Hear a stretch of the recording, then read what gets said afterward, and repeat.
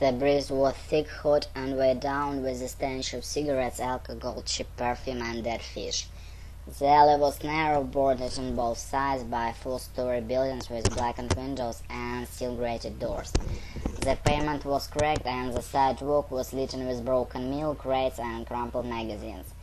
There were puddles everywhere, flashing bright snakes of reflected neon from the signs perched above the building. The puddles were impossible to avoid, and John Malcolm cursed to himself as he splashed through them.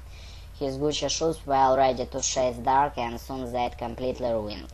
Shoulders were lunch, head down, he was moving as fast as he could without showing how much he wanted to run.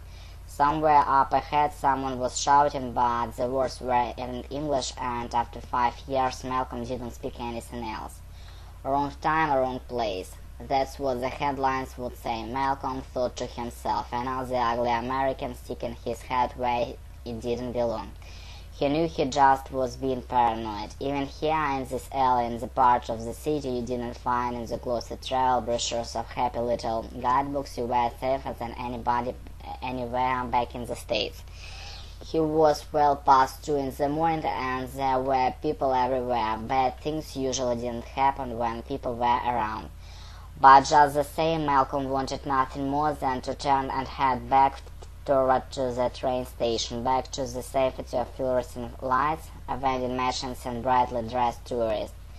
He stepped over a milk crate and through another puddle. In front of him, one of grated doors flung open, and a group of businessmen in matching blue suits stumbled out into the valley.